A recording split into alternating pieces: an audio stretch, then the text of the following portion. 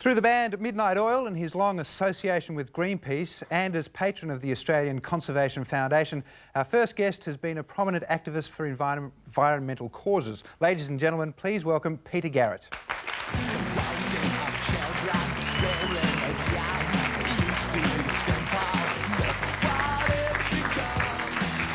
Now, Peter, a commercial such as this, I've never seen anything like it before. It's quite unprecedented here, isn't it? Yeah, it's a great first, I think, to have the creative community, the comedians, the musicians, the actors coming out and being a part of a promo of this kind, which I think is really quite unique and very positive. Why has it been so necessary this time round? We're at a defining moment in our history in the South Pacific where Australia really says for once and for all what the European countries and what their past histories have meant to us and have dictated to us. Those days are over. We don't want to have nuclear weapons tested in this part of the world. We want to have a nuclear-free future for ourselves. But somehow, the President of France hasn't got the message. We think that the public opinion that's working in Australia needs to continue to work. It needs to continue to work to push our politicians, to push the Prime Minister and the Foreign Minister, but it also needs to work to push public opinion in other countries so that the French reconsider. So what should we be doing? We should be writing to Keating, or should we be writing to the French, or what's the most effective thing we can do? The most effective thing I think that people can do is to say to themselves they expect their politicians to stand up for a nuclear-free Australia, whether they vote for the Labor Party or even for the Liberal Party. That means if you haven't sent them a message, send them a message. Ask them what they're doing.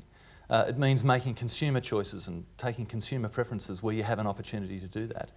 And it means sending messages also to the French. I mean, in 1973, when the French did their above-ground testing, when they were letting the bombs off above ground, Australia sent a ship across there and we took them to the World Court.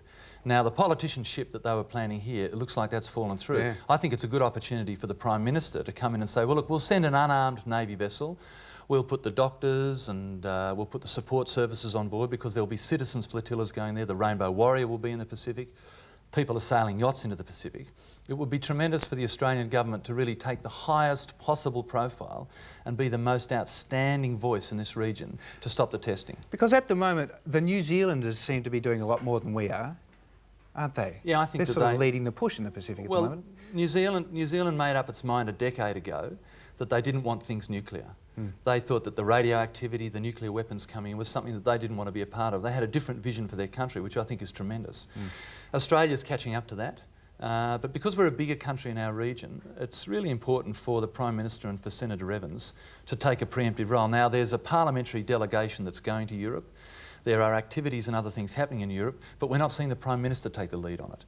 He has moved in a stronger direction to the direction that they had in the beginning when Gareth Evans said something like, well, you know, it's only 8 tests. I mean, they have firmed up. Well, they have firmed up. But they could go a lot further, and it's the sort of thing which I think could be quite symbolic for Prime Minister Keating, because he's a very strong leader and it's an opportunity for him to be strong. Well, you mentioned that the French have said that once we do these 8 tests, we're not going to do it again. Can we trust them on that? Oh, it's a good question, and I think that's why them deciding to break really what was an agreement that they had, they were meant to exercise utmost restraint. They've decided to let off nuclear weapons. And this is in a place where the people of this region have suffered these tests for decades and decades, have serious concerns about their health, really feeling as though they're a tiny nation in the South Pacific getting put upon by a European country thousands and thousands of kilometres away. We don't know whether we can trust them, but I think what's more important is that we're on the sort of brink of this comprehensive test ban treaty. This is the activity that's been going on behind the cameras, behind the news, which says that all countries will stop testing weapons and in that way will start to denuclearise. The French send a very mixed signal when they decide to test for those other countries that are looking at a test ban treaty. Absolutely. Now, did the French sign this treaty anyway? The French have signed an extension to the Non-Proliferation Treaty. It gets a bit technical, yeah. But they've said that they'll exercise restraint, and they've also committed themselves to signing the Test Ban Treaty.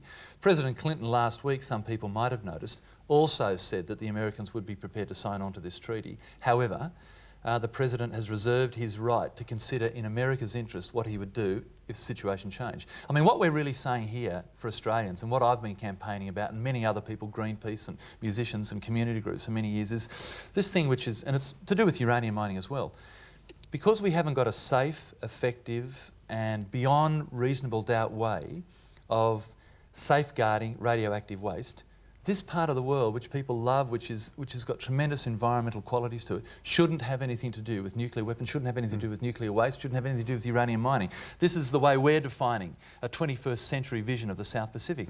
And the Pacific countries, the smaller countries like the Polynesian countries and the Fijians and the Samoans and so on and so forth, they very much share that vision.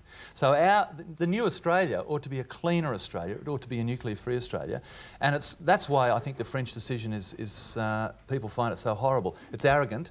No good reasons to be advanced as to why they should let them off. They're not doing it in their own backyard. They're doing it a long way away. And us maintaining our eloquence and our determination to push our politicians is needed. Now, they're due to start when? In the next couple of weeks, aren't they? Have we got enough time to stop them?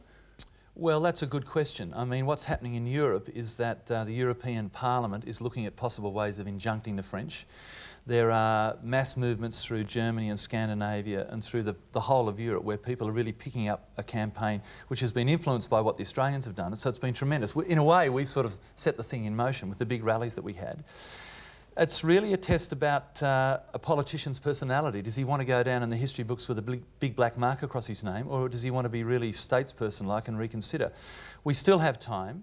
Whatever happens, whether there's no tests, 1 test, 3 tests, or how the thing goes, I think that anti-nuclear campaigners are fully committed to pushing both our countries and the countries of the region and the French to not testing and to really elevating this issue so that it doesn't happen again. Are we running scared? Why haven't our government been more forceful with this? Well, the Prime Minister's view is that there's so much that a country like Australia can do and that there are trade issues at stake. And what we say is that's not good enough, it's not strong enough. We have, well, I don't say that we've run scared. I think that we've upped it on the agenda to some extent, but we need to go further, we need to do more. I mean, the days of allowing radioactivity, whether it's one person that's affected by it, whether it's 10, whether it's 1,000, those days are over. The world's too valuable and precious a place to be playing toy soldiers with. Now, they have done testing at the atoll already. What are the bombs causing? What reaction is happening there? When you detonate a nuclear weapon inside a big hole that's been put in the ground, you're leaving a residue of radioactivity, radionuclides, some of which will last up to 130 years, some of which will last through to 25,000 years, and eventually that radioactivity will decay away. What the volcanologists and experts on geology say is the more tests that you do within a structure of this kind, the greater the likelihood is that you'll weaken it.